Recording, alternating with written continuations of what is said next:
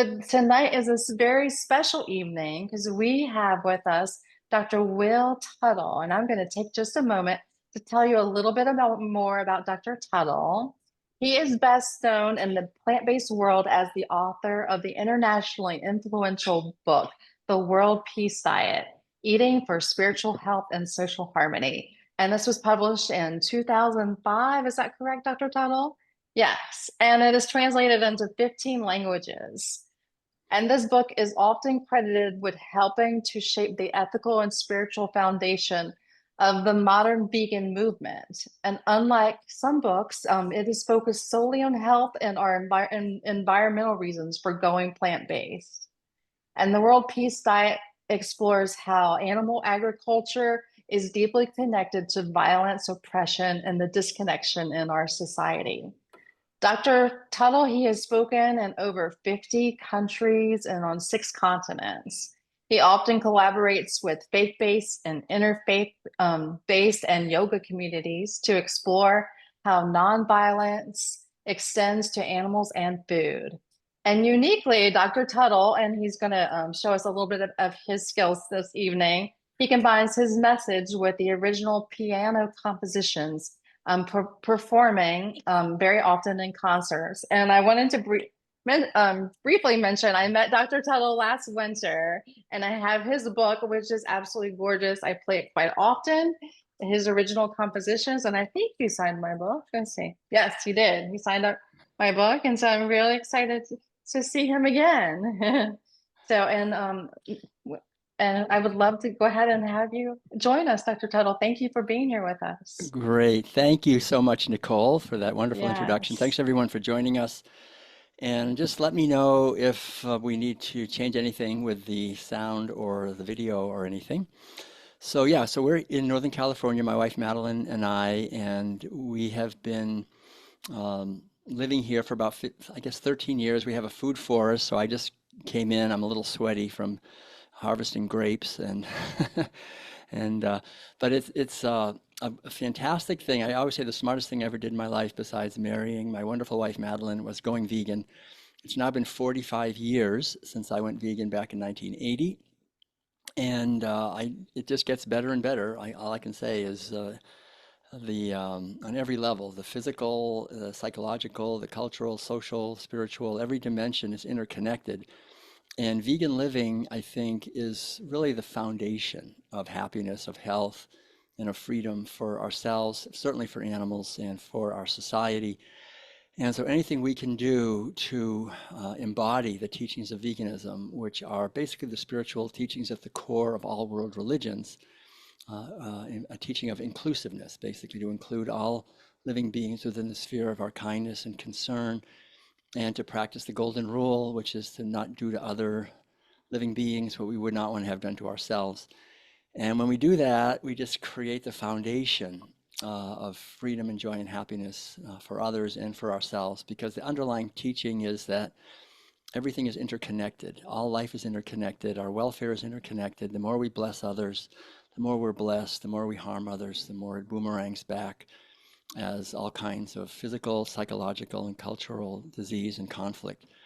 So the vegan teachings are not new. We have this sort of new word by Donald Watson back in the mid-40s, but it's an ancient teaching. And when I was a Zen Buddhist monk in South Korea back in the 1980s, I was in a vegan community that had been practicing veganism for 750 years. No meat, no dairy, no eggs, no wool, no silk, no leather, no harming insects or animals, based on the ancient teaching of ahimsa. And it goes back thousands of years, the wisdom of plant-based eating, plant-based living, or we could call it vegan living, or ahimsa, or shojin. Shojin is the old Japanese word that means refraining from eating animal foods for ethical reasons. And I think the thing is, ethical reasons are important, health reasons are important, environmental reasons are important, spiritual reasons are important, and they all work together, I think, to support our lifestyle and our choices. So I think what I would like to do is just talk for a few minutes here in the beginning, maybe 20 or 25 minutes, and then open it up if there are any questions. I'm happy to address them. The main point underlying everything is that all of us human beings have been given this wonderful gift of a physical body that does not require any animals to be imprisoned and abused to get all the nutrients that we need to celebrate our lives here on this beautiful earth. And the problem, of course, is that we're all born into a culture that has, as I talk about in the World Peace Diet, 10,000 years of practicing what I refer to as herderism. It's a word that I coined. Herderism is really the core of our society. Some people say carnism. I think herderism, in a way, is a better word because it really points to the actual activity. It's herding animals, it's not hunting them. Hunting is one thing, but at least when we're hunting them, at least they can run around until we shoot them in some way or capture them. But with herding, it's based on sexual abuse of the females and the males. I mean, it's based basically on violently sexually abusing animals. So that is a whole different thing, and imprisoning them their entire lives and then killing them, so stealing their purposes. So I go into this in the World Peace Diet in depth, and also my newer books, Food for Freedom, and the very new one, which is the World Peace Way, which is just practical ideas on how we can thrive and celebrate our lives on this beautiful planet. So the other books are more philosophy books, World Peace Diet and Food for Freedom. But the underlying philosophy really is based on understanding our society and the roots of violence towards animals and how that basically permeates out into our culture as all forms of conflict and violence in our society, and how we can heal that really through questioning the official narratives in our society that legitimize violence to animals and that rationalize the way we're eating. So that's the thing. We're just born into it. No one gets up in the morning thinking, I mean, very few. I think it's very rare anyway, that someone gets up in the morning thinking, I want to just make a chicken really suffer or a cow really suffer. And, we just have some cheese, we have some chicken, and we're eating food. We're not trying to harm animals. But the underlying unconsciousness, really, we don't really allow ourselves to be fully conscious of what we're doing. That's harmful to us, to animals, and to everyone. So it's really just about becoming more conscious. So I'd like to emphasize, I think since all of you, as I understand it, are already vegan, so I don't have to convince you, I don't actually try to convince people anyway, but to just sort of talk about the many benefits of vegan living. You're all aware of this and you're probably learning, but I think it would be good to talk about some of the ideas from my newer book, The World Peace Way, which has more practical tips. The World Peace Diet is actually, now we're up to 19 languages actually, and but anyway, it's really essential reading, I think, if we want to have a foundation of understanding where we'll never go back. It's this wonderful thing. We realize that veganism is not this sort of option we can choose. It's really our true nature, spontaneously expressing as awareness, love, compassion, kindness, gentleness, wisdom. And it's been suppressed. So when we allow ourselves to come back home to our true nature, to vegan living or to plant-based eating, then we're just sowing seeds from then on that are blessing the world.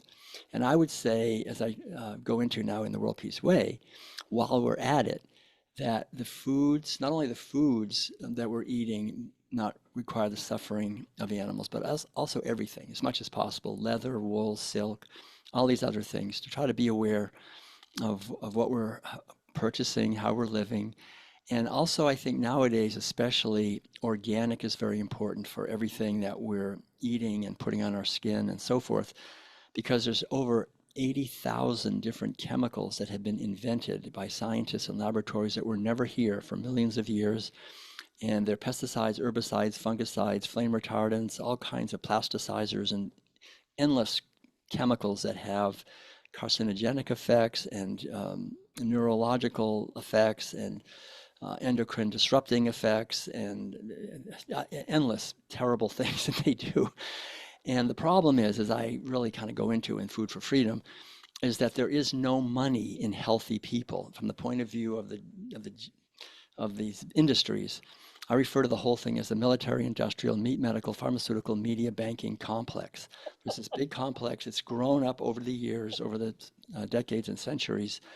It was really boosted and put into place by the Rockefellers about 110 or 15, 20 years ago.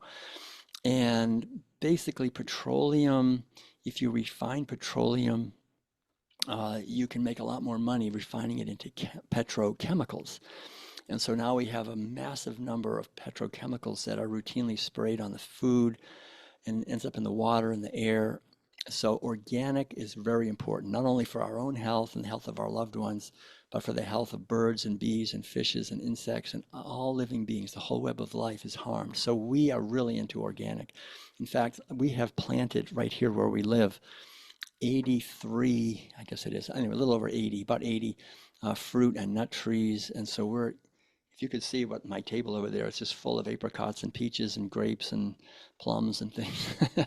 And then we have we grow a lot of our own, cucumbers and zucchinis and tomatoes and squashes and all these things. So we're eating, and all of our food that we grow is veganic. In other words, we don't use any bone meal, blood meal, manure, anything. We build the soil with our own compost whatever comes through us and whatever we don't use, we just keep building the soil. So we've been here for 13 years, and when we moved here, it was no soil. It was just barren, rocky, nothing. And now it's thick, rich soil and lots of food, and we can share it with people, and we sell some of it at the farmers market. So it's really important to become connected to the source of your food. We're so disconnected from food in our society, and we buy food in grocery stores that very often we don't know where it comes from, what it's been through. If we don't buy it ourselves, if we don't grow it ourselves, we try to get it at the local farmers market if possible, where we know the growers.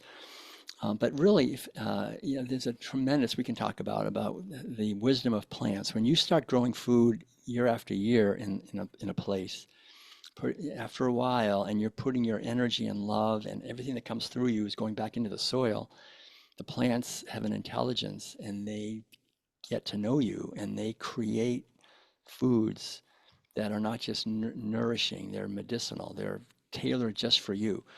And so this is something that ancient people understood. We've forgotten that, but it's a wonderful thing to just grow your own food as much as you can. And so the importance of organic and of course plant-based and unprocessed foods also. This is something I'll just say right now. I love the vegan movement. I dedicated my life. Both Madeline and I are longtime vegans. We've dedicated our lives to veganizing planet Earth as best we can. But there is a problem, I think, really, quite honestly, with the vegan movement in the sense that we think that it's fine to just eat vegan foods that are highly processed and not organic and genetically engineered and so forth. And so when I first went vegan back in 1980, we just ate grains and beans and nuts and fruits and vegetables because that's mushrooms, that's what you could eat, right? We didn't eat, but now we can have vegan ice cream and vegan hot dogs and vegan burgers and vegan cheese and all these things. And if you read the ingredients and really see what's in there, and they come out of factories that I think are not a good idea. So I see this on social media and other places that people say, well, I tried going vegan and that's just a bunch of junk food. And after a year, I felt terrible. And now I'm back eating meat and dairy and I feel much better. Well, that's not really vegan from my point of view. To me, vegan is whole organic foods that we lovingly prepare and we eat mindfully. So I go out into all these things in the new book, World Peace Way, the importance of really understanding that our bodies resonate with the food that we're eating and that these chemicals and just the way we prepare foods also is important. Like when I was a Zen monk in Korea, and this is true also in other societies, like in India, also the idea of prana, which is energy or qi in Chinese, that when we're preparing food and when preparing and eating it, but especially when we prepare it, we're putting our qi, our prana, our energy into the food. And so it's important like when Madeline's preparing food in the kitchen, she does it as a meditation. It's very beautiful. She's an artist, so she's creating the meals and when we're eating that in a sense of appreciation, it's a whole different thing than eating food that's been thrown together while we're running around or that comes out of some kind of a factory and we just eat it while we're driving and talking and arguing and everything. I mean, the food is a symphonic experience, quite honestly, for us as human beings. And so we will digest the food much better and it'll be much more nourishing when we prepare it with love, consciously. Like I say, in the Zen monasteries in Korea and in China in general, you're not allowed to go into the kitchen and prepare food unless you're a seasoned monk, because they don't want minds that are not really calm and peaceful preparing food for these monks who are meditating. Like when I was in Korea, we were meditating from 3 o'clock in the morning till 9 o'clock at night every single day. We're sitting for thousands of hours in silence, meditating. So you get very sensitive to energy. And the energy, I mean, you would never even dream of eating violence like the flesh of animals or dairy products or eggs. I mean, that's ridiculous. But we eat that in our society. I mean, it's ridiculous. It's like we have this beautiful temple, which is the temple of the Holy Spirit to celebrate and live in our lives. And we build it with bricks of violence and misery and toxicity and chemicals. And that's absolutely ridiculous. But that's what we're taught to do and we're encouraged to do. Like I started saying, actually, I'll just finish that thought up. That the Rockefeller thing, that whole thing, when you refine petroleum into petrochemicals, you make much more money on the petroleum refined as petrochemicals than you would if you just sold the petroleum. And it goes even one step further. If you refine the petrochemicals, one more step beyond that, what do you have? You have pharmaceuticals. Pharmaceuticals are refined petroleum. And again, there's massive amounts of pharmaceuticals that are out there, and they are poisons, essentially. I mean, I'm now in my 70s, 72, and I have not taken any pill of any kind since 1972. When I was in college, I took an aspirin. That's the last time. And so it's been over 50 years. I haven't gone to a doctor for anything. I've stayed completely out of the medical system. And that's not just a fluke. It's not like, oh, I'm just lucky. I mean, there's reasons for that. I mean, number one, organic, whole, plant-based foods. I haven't worn sunscreen for 50 years. I haven't put anything on my skin to speak of for 50 years. It may be, yeah, not, and so in general, I don't use anything like chemicals and creams and things. I mean, if you use creams, that's fine, but make sure, read the ingredients. Anything you put on your skin, you should be able to eat it. You should really not have any chemicals you don't know what they are. And because if you put it in your skin, it goes right into the blood, right? So it's important for us to understand this, that there are no institutions in the government or anywhere to protect us as consumers or as citizens of that we are. We have to be mindful, and there are no regulations to speak of to protect us. All the agencies, the FDA, the USDA, CDC, whatever, these different agencies have been completely captured by the industries over the years. So we have to read labels and just be conscious, because there's so much money to be made when people eat food like meat, dairy, and eggs that concentrate pesticide, herbicide, and fungicide residues, or non-organic plant-based foods do the same thing, not as bad as animal. I mean, animal foods are the worst. And put on these sunscreens and use these laundry detergents that are full of toxic chemicals, and there's so much stuff out there. And so we get cancer, that's very profitable. Heart disease, liver disease, all these things, autoimmune diseases are all very profitable. So all the energy is to try to get you as sick as possible, as quickly as possible. That's the goal. There's the pharmaceutical industry and the medical industry really together. A patient cured is a patient lost, and we have to understand that. So just from my point of view, I've never been a patient. I don't plan to be one. And but there's much more to it than what I'm saying. I mean, there's a lot more. So, but what we're taking in is important. The food, the water. So really, make sure that you have a good purifier on your water, because everything ends up in the water. Heavy metals, PCBs, dioxin, all kinds of stuff, nuclear radiation, whatever, all kinds of things end up in the water. So have a really good purifier. We also structure our water You can run it through a structuring device either on the counter. We have one that when the water comes on the land, it's structured because when water runs through miles of pipes and tubes, it just alters the molecular structure of the water and makes it less bioavailable. So it's just basically swirling the water is really helpful for making it more easily absorbed, not only by us, but for our plants. It's better we don't have to water as much for all of our fruit trees and all of the foods we're growing. So structuring it, purifying it is really important. And then air is really important too. Make sure if there's indoor air pollution is a huge problem, and we see this a lot. The air purifiers are really important if you don't have good air where you're living. We happen to be in a really rural area with some of the best air in the whole United States. But wherever you live, open the windows if it's good air and breathe. Sunshine and fresh air are the greatest allies we have. Sunshine is really important. We get in the sun every day a lot. And after a while, you don't need to wear sunscreen. The skin gets used to it. So sunshine is information. It's not just sun. I mean, it really there's studies that are done that show that the more sunshine people get, the healthier they are, basically. So these are basic things. And then the other thing that we consume besides these three things, food, water, and air, are the personal care products and cleaning products I've already talked about. And then what we read and expose our minds to is very important also. Not only is there junk food, there's a lot of junk news and junk information, a lot of lies and deception and fear and all kinds of stuff. Again, whatever we take in, it affects not just our body, but our mind. And our mind and body are not separate at all. They're exactly one thing. It's not a thing. I call it the mind body. And so the more we are inhabiting emotional states that are relatively low vibrational, like fear, anxiety, a sense of dread, anger, jealousy, any of these, that really is hard on our body. And the more we're inhabiting emotional states of calmness and joy and happiness and a sense of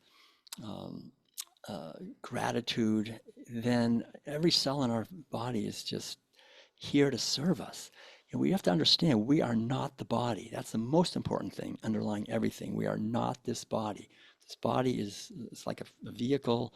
You get it for a few decades, but don't ever identify with the body because that's matter. We're not matter. We are consciousness that was never born and will never die, and we're functioning through the body. Our mind can heal anything. So spiritual healing is really an important thing to understand. That's one of the reasons I never go to doctors, because I do spiritual healing. So anything that, but I don't eat a lot of toxic chemicals just to prove I can heal spiritually. So it's important to understand that we are consciousness and feed that every day. We spend 3 hours every morning, but I get out of bed, 5 o'clock, and 3 hours of meditation and contemplation and scriptural study and journaling and so forth, but really to go deep inside and connect every day with the infinite eternal presence, which is our true nature, and then live our lives from the infinite eternal presence that is our true nature. And when we're connected with our source, then the body will offer no complaints, very little. I mean, it's here to serve us, but only when we have a purpose. So that's critically important, that we connect with our unique life. So these are the keys, really, is to just take in what's really helpful to us to learn and grow, and food, water, air, information, media, all these things. Be really careful. When I lived at the farm in Tennessee, which was the largest hippie commune in the world back in 1975, and we had a saying back then, the hippies, guard your gourd. Your gourd is your mind, right? Guard that. It's precious. Don't just let in junk, right? Same thing with the body. Don't let in junk. We really have to guard our mouth, what comes in, what goes out, and what we take in. So that's number one. Number two, I want to emphasize, besides diet, that was all diet. Diet comes from the old Greek word dieta, which means way of life. way of living. It's how do we live our life? What are we consuming and so forth. The second key really is meditation. I've talked about that a little bit, but just taking some time, spiritual practice, whatever that is, prayer, but take time every day to connect with the inner silence. This is, I can't overestimate this enough. We're not encouraged to do that in our society, but it's fantastic. It's an investment. We might think, oh, I don't have time for that, but it's a wonderful investment. If we just take time to listen internally, connect with our inner guidance system, create a relationship with your inner guidance system. We are taught in our society the opposite of that. We're taught to look outside of ourselves to know what to do, right? We either look at see what everybody else is doing, the group. We want to fit in with the group. So if you're a vegan, you're already hopefully getting over that, right? The whole group is maybe eating meat, but we're different. So looking internally and not just doing what the group does. And the other main thing we do is we trust authorities, the authority, the doctor, the president, the media, famous person, whatever. No, listen, I have a PhD from the number one ranked university in the United States, the Department of Education, UC Berkeley. I studied with these people, these authorities, ultimate authorities, and I've been in the middle of that. And I can tell you, they don't know what they're talking about, really. Most of, it's all a big program. It's like human created knowledge, trying to figure out, trying to pretend that we know what the heck's going on here. And uh, I used to teach college courses in epistemology, which is the branch of philosophy that deals with truth. How do we know what we think is true is really true? And it's not an objective scientific thing, really. Quite honestly, that's always changing. We need to connect with our inner wisdom. That that's up to each one of us. So meditation is the key to quiet the mind so we're not thinking all the time and listen and let this higher wisdom speak to us. That's possible. So that's number two. Number three is relationships. Relationships are so important. We go every year to Hippocrates Health Institute and give lectures and concerts there, and people come from all over the world and heal through three things. The three main pillars there are nutrition, exercise, and consciousness, mind. And there are people there who have eaten healthily and so forth, but they're sick because they're angry in their relationships. So the more we can have relationships that are harmonious, and we're responsible. We are responsible for the quality of our relationships. Nobody else is. I'm responsible for the quality of my relationships. And once we take responsibility for the quality of our consciousness, our relationships, our nutrition, our life, everything, then we have the possibility of a radiant, joyful life. We can't change the outer world or other people, but we can always change or have control over our own response to it. That's a very critical point. We don't try to change others, but how we respond. And it's our response that's so important. So the more, like I think Jesus said, the more anger or hatred comes to me, the more love and compassion comes out. You just send out, and there's practices we can do, meditation practices, relationship practices, just radiate love, compassion, joy, and peace. That's called the four viharas, the four aspects of our true home. Love, which is maitri, karuna, which is compassion, mudita, which is joy, and upekkha, which is peace or harmony. And we can just abide, we can cultivate these things while we're standing in line at the post office. Just send love, compassion, joy, and peace to everyone around you, or while we're driving the car, or while we're sitting quietly. We can become a radiating center of love, compassion, joy, and peace to all living beings. Don't exclude anyone. And that is not only helping them, it helps us. Then when someone insults us or cuts us off in traffic, we send them love, right? Because we develop the habit of that. And it's this inner habit of being poised at a higher level of vibration that brings us much better health. If our mind is at a lower level of vibration because we're watching toxic news and angry and afraid, then our body is working just trying to deal with that. If we're living a sense of joy and harmony and sending love and blessings to everyone all the time, our cells are enjoying that, but they have a purpose to help us to do that because we're here with a purpose. So relationships are really important, and we can cultivate and develop positive relationships. And then the fourth is um, exercise and movement. That's a whole big thing. But basically, our bodies are designed to move. So the more we can move uh, and there's different things, balance, flexibility, strength, aerobics, all these different things. Yoga, I do yoga every morning and Tai Chi and Qigong, and I ride my bike down to the lake and swim and come back and do things.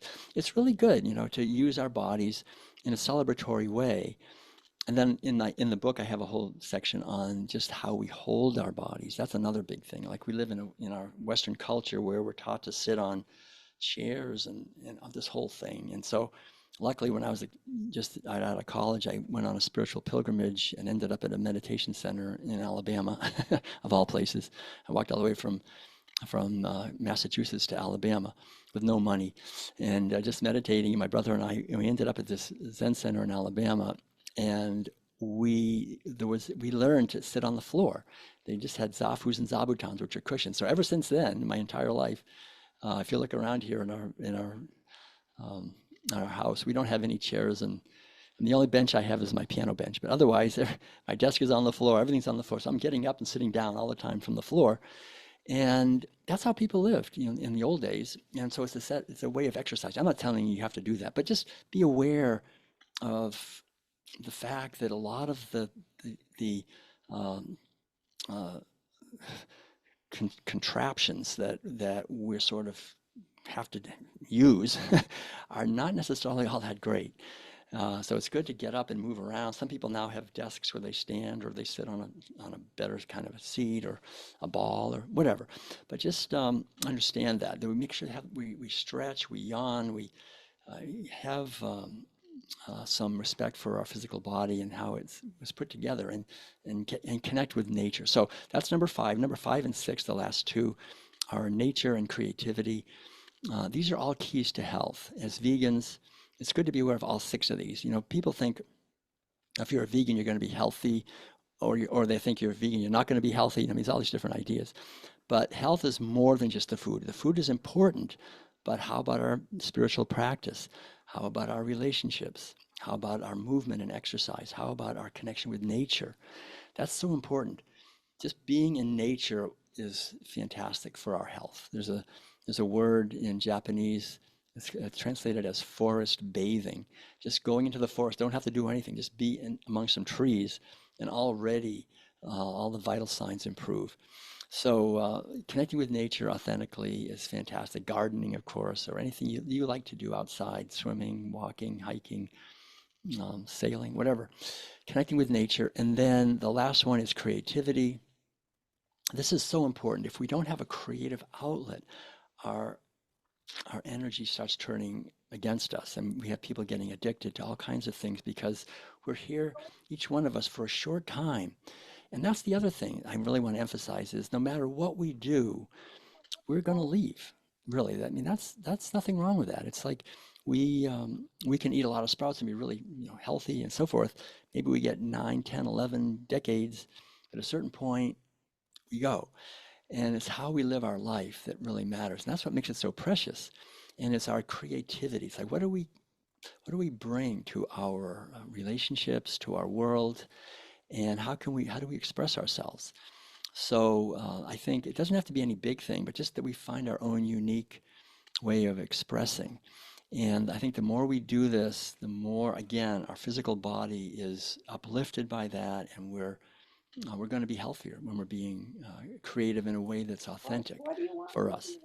So those are, let's see how we do again. Yeah. So those are some of the main points I wanted to emphasize. So I'm sitting at the piano. This would be a good time just to play a short piece of music. And that's one of the things. Like every morning, we have this 3-hour thing of inner meditation. Then I come out and I play the piano, just improvise something. It's always something new. And if I have a new melody, I write it down. We've got 800 songs I've written now, and then Madeline comes out and joins me on the silver flute, and we play together too. But I think playing music together is fantastic. Any kind of art is great. Poetry, movement, dance, music, writing, journaling.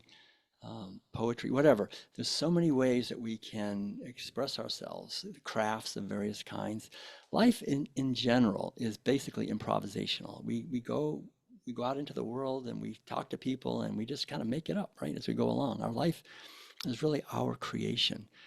And music, I mean, I could talk forever about music, but music is so profound because it's a journey, right? We start in the tonic with a certain melody, perhaps, or a chord, and then we leave that. We go to the subdominant, then we come back home again to the dominant. Then we have, major and minor. That's the thing, like we have times in our life when it's difficult.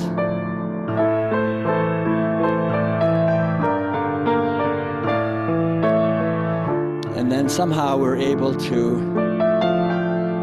resolve it.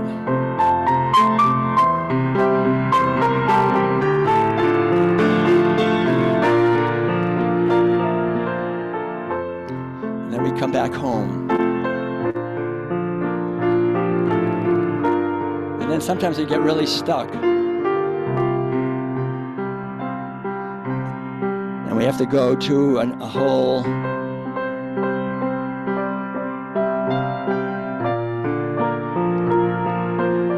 another key, maybe.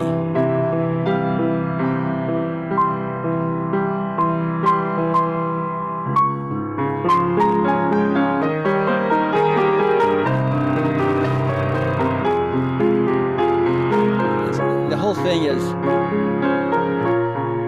we create our life, I think, in many ways like a piece of music. There's these three main elements in music. There's the melody. The melody is the unique being that we are. And then there's harmony, which is the relationships. And the relationships have all kinds of flavors.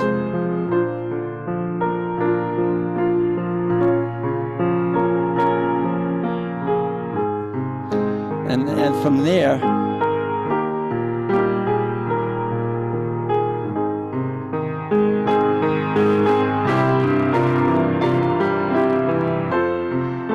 and then the other main part of music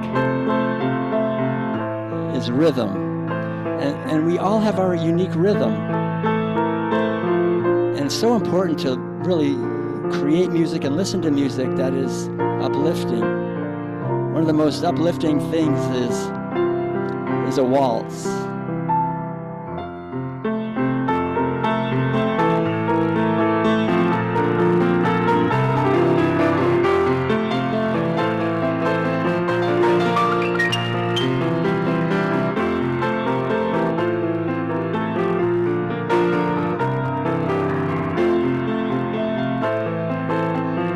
So the whole idea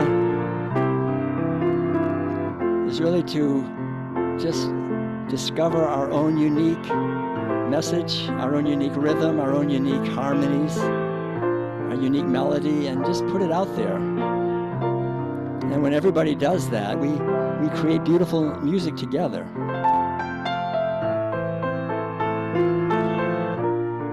And the whole thing comes back to tension and resolution. Really, that's really what it is. It's all tension and resolution. Like if we're playing something, I mean, I can play like if we see this, the tension.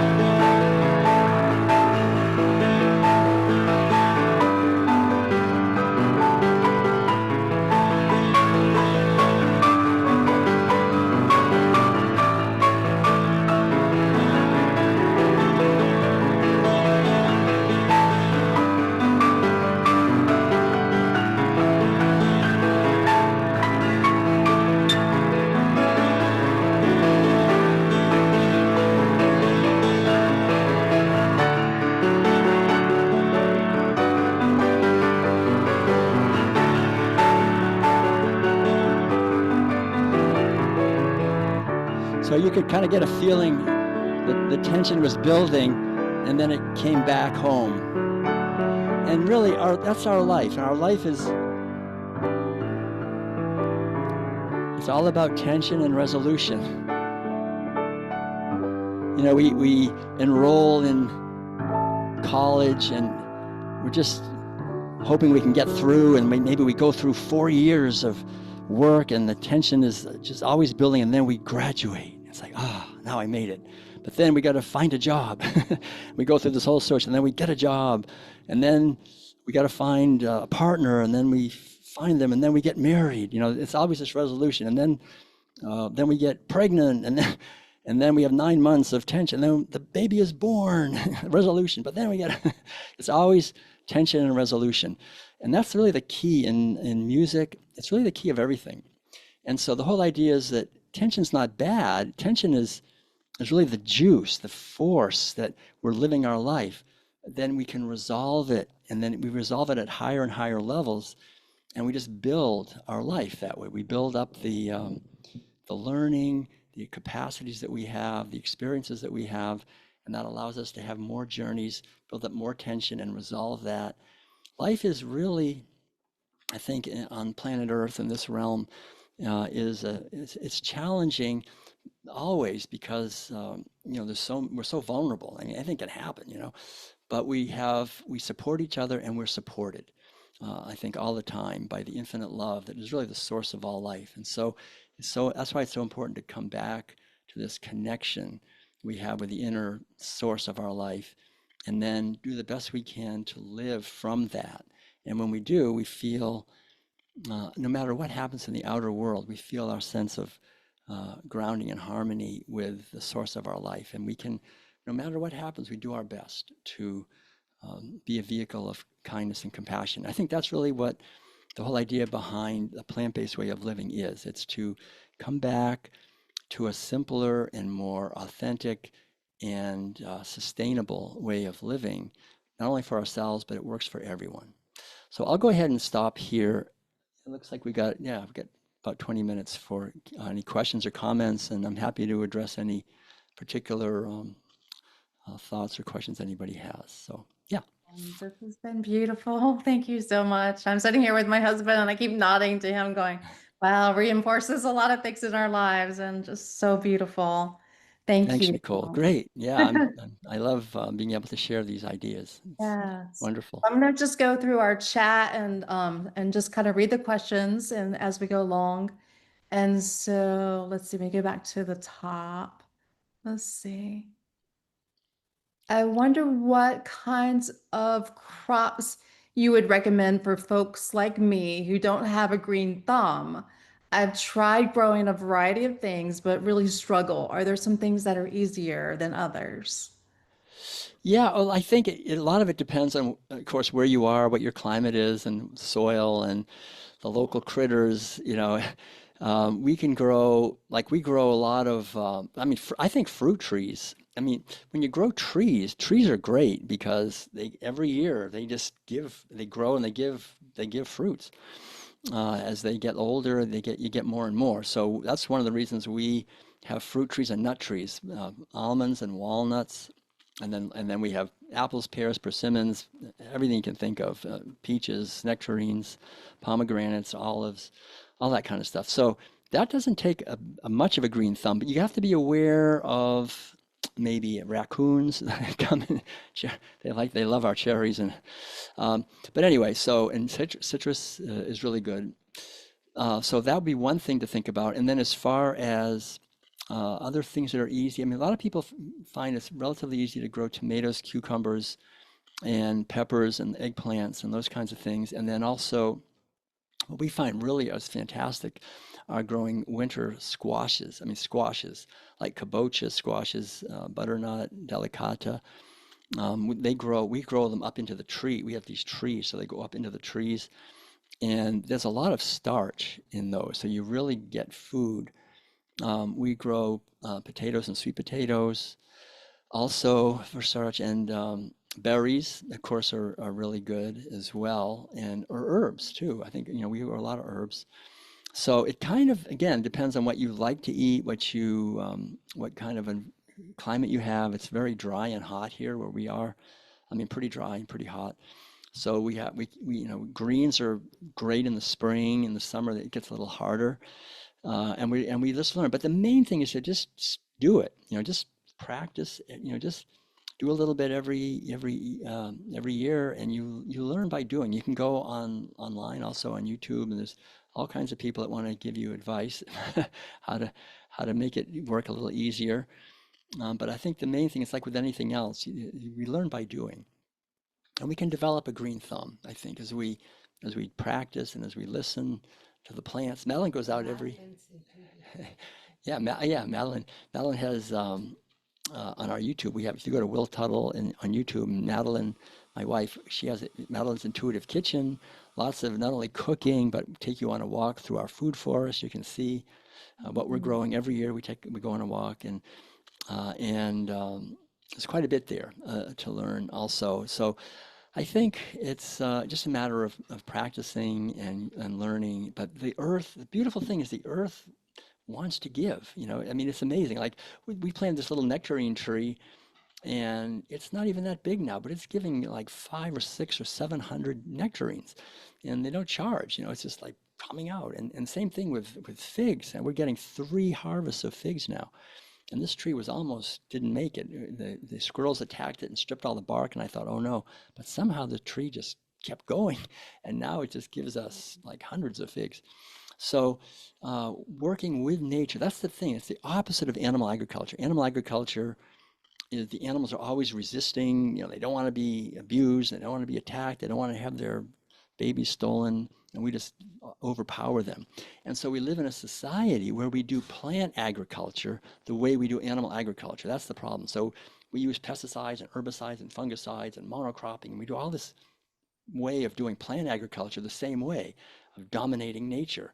So the whole idea is no, no, no, no, do a whole different way. Go back to pre-animal agriculture times where it was done as a sacred act of love and kindness and caring, and really connect with these little beings, the green beings, and they'll cooperate. And you may have some challenges along the way, but overall, the more we love the earth, the more it loves us back. That's what we found, and it just gets better and better.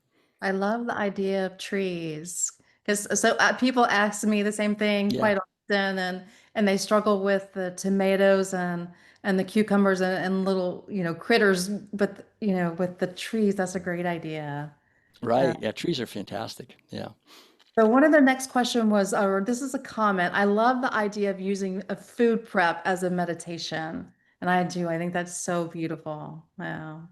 Yeah, it's a meditation, and also I think it's a way really to connect with the food at a deeper level, like where it came from. Think about that, because we normally don't want to do that. We don't want to think, where did that burger come from? It came from a slaughter, or if it comes from a factory, you don't really want to think of the factory. But that's why most of the food we eat is not from cans and boxes. We just buy grains. We have a stone mill that we grind our own grain to make the flour. We have a oat flaker every morning. Madeline by hand flakes the oats. We have rolled oats every day for lunch with the fruits from the garden. The more I think we buy the whole foods and then work with them and prepare them, it doesn't take much longer. It's really pretty fast once you know how to do it. And it's a meditation. That's true. Oh.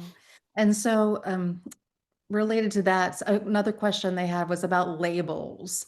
And this topic of labels is related to what I have been, I guess someone's meeting with Jessica. And I really inspired to start reading more labels. Are there any products like laundry detergents that you recommend?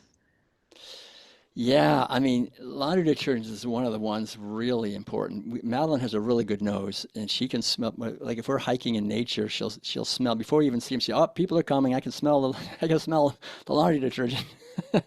It's amazing how strong the smell of laundry detergents very often is. I can smell it when I'm riding my bike down the street. I can smell it coming out of houses, and it's toxic.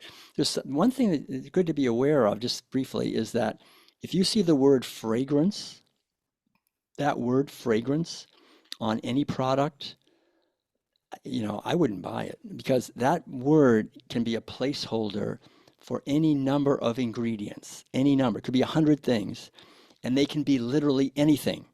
They can be known carcinogens, and it's no problem. They are allowed to put it in.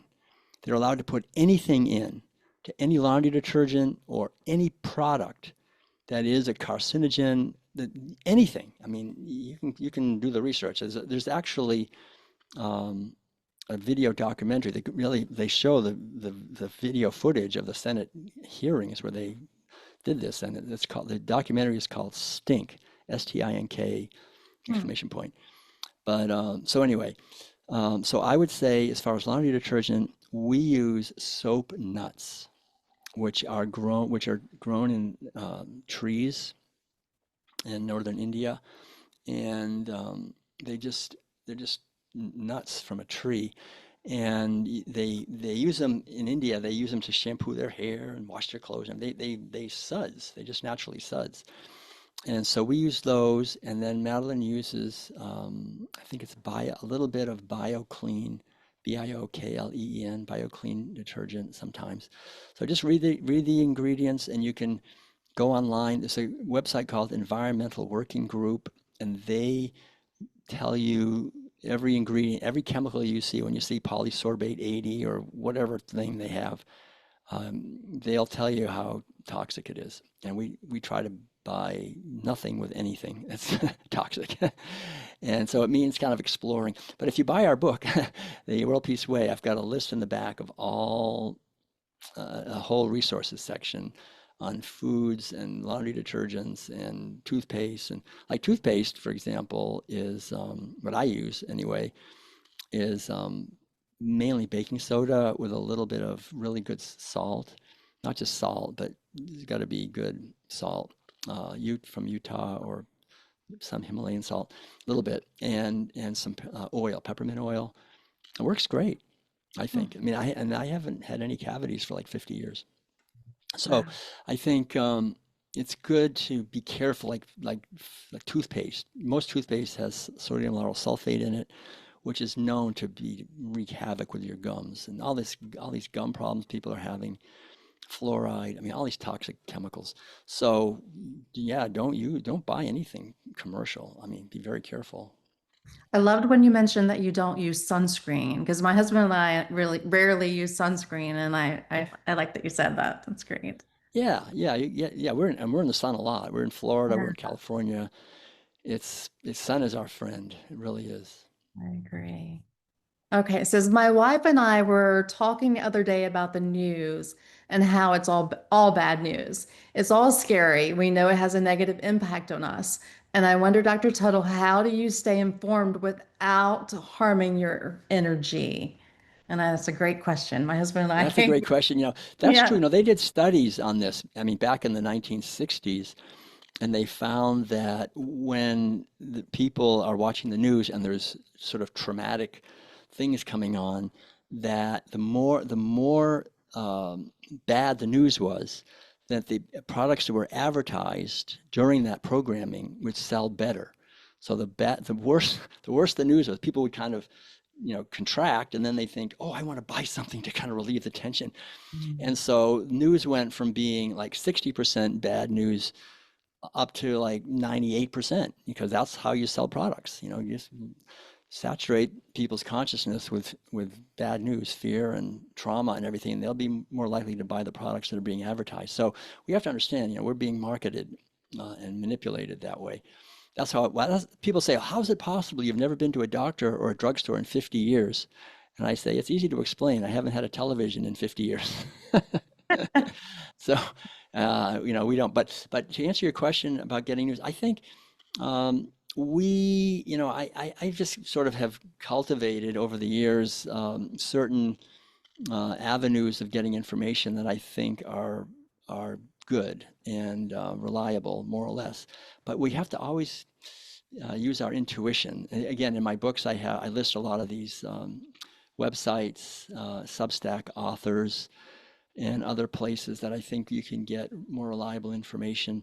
I wouldn't rely on mainstream media, TV, radio, newspapers, magazines for anything more than just maybe the obvious things. But going deeper, I mean, my father was in the media. I was raised in the media. My father owned a whole chain of newspapers, actually, in the Boston area, and I was the oldest child. I was going to take it over.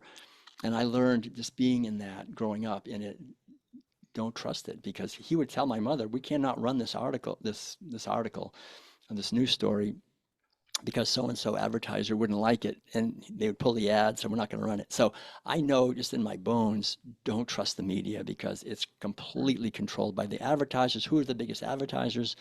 Well, the fast food industry, the medical industry, the pharmaceutical industry, the petroleum industry, these industries that uh, they don't have our best wishes. So you can't rely on them. It's mostly misinformation. So we have to use our own intuition. I don't want to say too much because we all have to find that out on our own. But there are alternatives. It's kind of hard to find though. I mean, a lot of it is kind of hidden. So um, uh, Substack has authors, and other places have authors that are, I think, much more reliable. The next question goes kind of along with this. I wonder if you have any suggestions how to remain joyful and calm in the midst of a very negative news time. Right. Well, that's really what I've been talking about. It's these five things. Make sure that your food is really high energy, good quality food. Take time every day to connect with the inner silence that's beyond this temporal world. Make sure that your relationships with the people around you are positive and loving. And then connect with nature and exercise and have some kind of creative outlet. I mean, those are the six things that I think will really create a foundation of joy, even when the outer world has so much division and conflict, and really, I think, sort of a sense of dread. A lot of people have like, what's going to happen with the way things are going? People are really concerned about that, and I think it's important to realize a bigger picture. I mean, the other thing I guess I can say, you don't have to go along with this, but this is part of my reality, which is since I was 20 years old, I've been a student of world religions. And so I've been marinating for, 50 years in the basic teachings that we are here as in one incarnation of many. I guess I'd say it that way. It's like when we die, so-called die, we go on, right? We don't, it's not over. So we're gonna, so this is a this is a temporary realm. We're in the earth realm, this place. And it's like a gym. It's like if I go, it's a school. We're here to learn, to develop our moral and mental and spiritual muscles. And so if I was going to go to a school like that, a gym, like I'm supposed to build up my muscles, I would not want to go to a gym where the heaviest weights they have are only 5 pounds. And it's like, I'm not going to learn anything here. So you go to a gym with heavy weights, you can really build up your muscles. So the Earth gym has very heavy weights. It's like you really can work here. And that's not bad. That's good. That's good. You get big challenges, intense challenges, but that's how we grow. So we shouldn't think of it as bad. It's like, great, this is opportunities. How do I respond to this? And understand that you are far greater than this body, mind, memory connection collection that you identify with, that we all identify with, this name and form. We're so far greater than that. So we're here and we go on. And our consciousness will always have a vehicle and it'll always be in somewhere. And so if you're not here, it'll be somewhere else. So just live every day, cultivate a sense of gratitude that I've got another day. When I wake up in the morning, I can do my best to contribute, to be a force for healing in this world, and use every day as best we can, and we will have lived our life well. And I think that basic thing is like we can't control the outcomes out there, but we can control how we live our life, our thoughts, our feelings, our responses. And that's a source of joy and happiness and empowerment because that's a tremendous power. We all have that.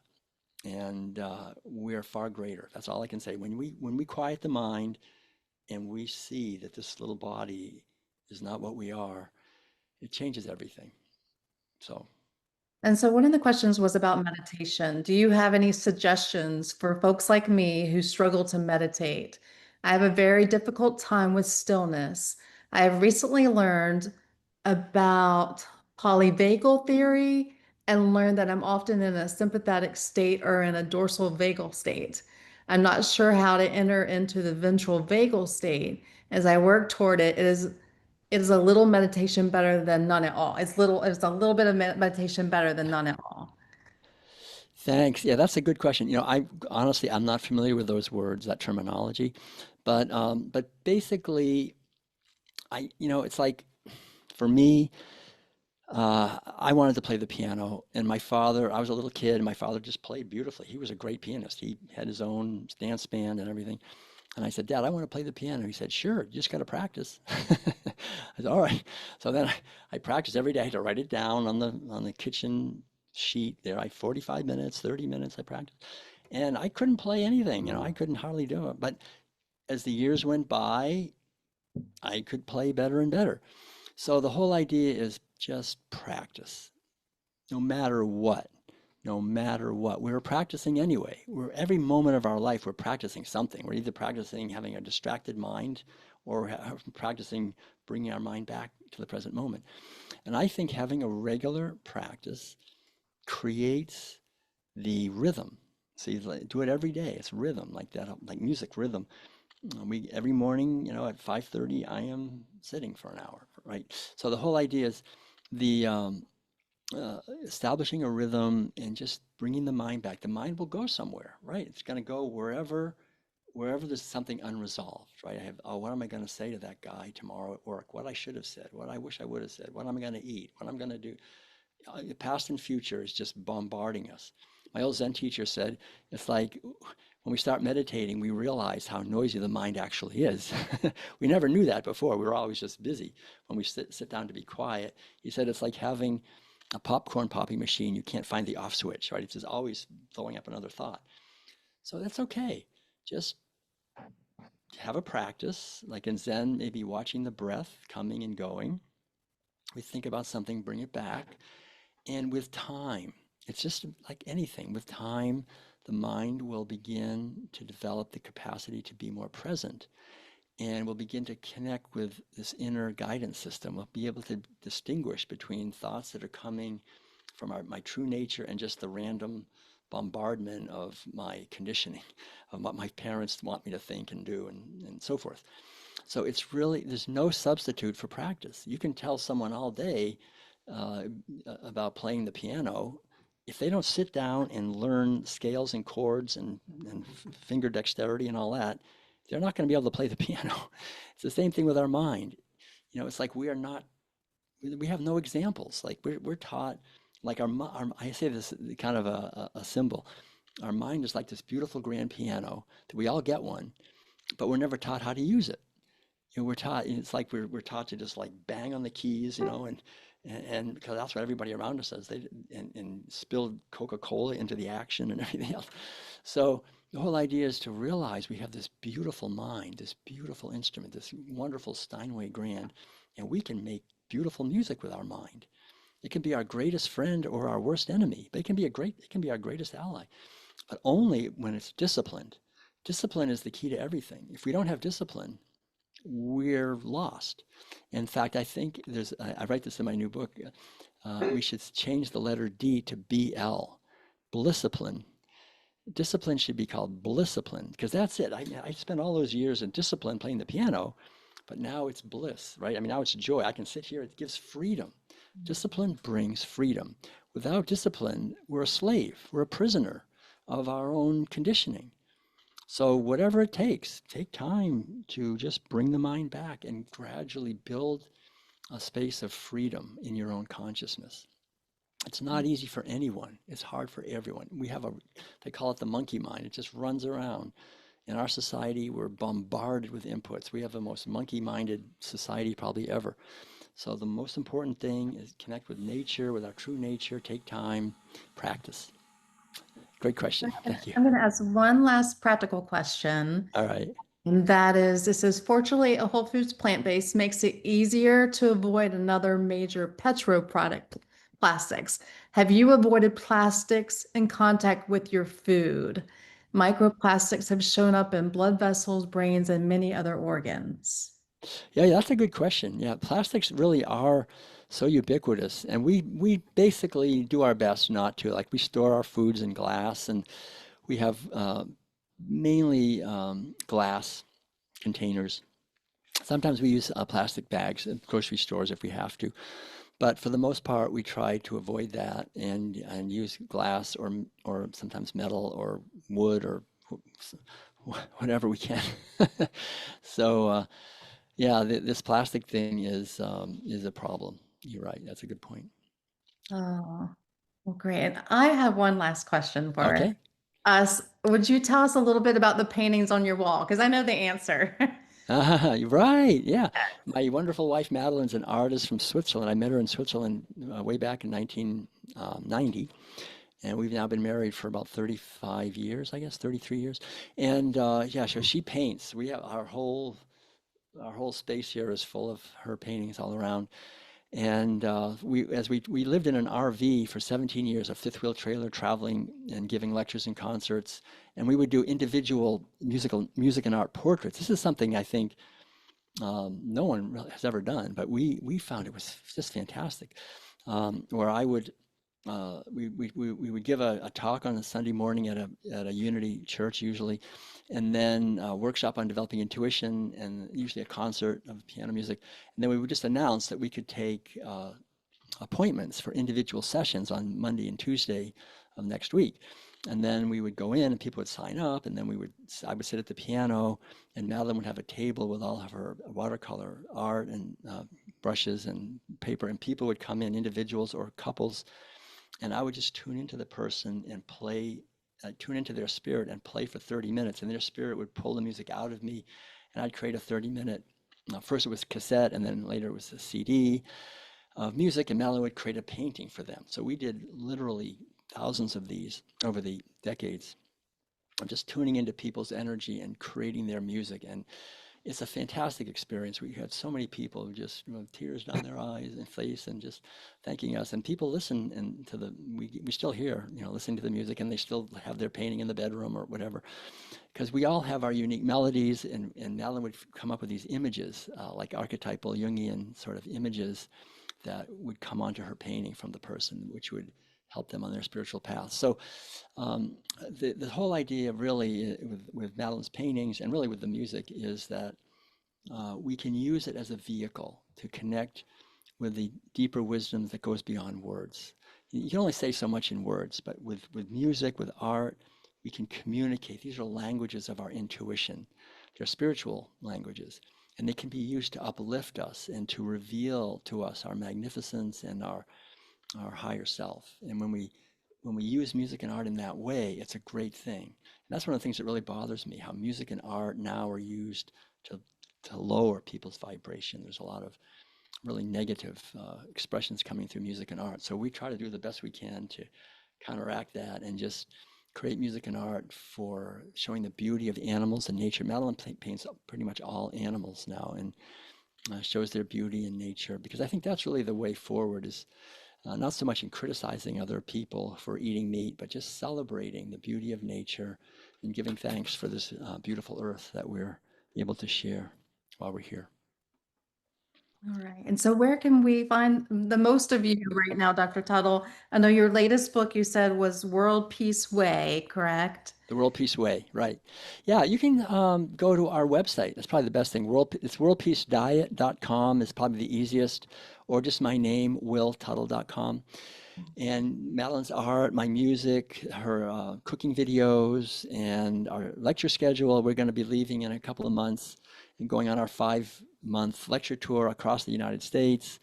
We'll be leaving in November, coming back in April. We live in a little van we converted ourselves, and do concerts and lectures and seminars and things across the country, mainly in the southern part. So we'd love to see you, love to meet you. If you have questions or comments, just email us, and we're happy to respond. But my husband wondered if you were going to be at the Hippocrates Wellness Center again I and think we will. I mean, we're still waiting. We're still waiting to hear back from them, but I think we have been for the last 5 years. But I can't say absolutely for sure, but probably. Yeah. great. Well, thank you so much. This has been amazing. What a Thank you. Thanks so much, Nicole. pleasure to Thank be you, here. Yeah, everyone. Jessica, for setting this up. yeah. Thank all of you for joining us. I know each and every one of you are powerful lights in our world to help bring this message. So go forth and multiply the message, everyone. And I'm looking forward to seeing you all again. Thank you very much. All right. Thank Good you so night, much, Dr. everyone. Tuttle. Thank you. You're Thank you so welcome. much. Thank Thank you. you. Much love.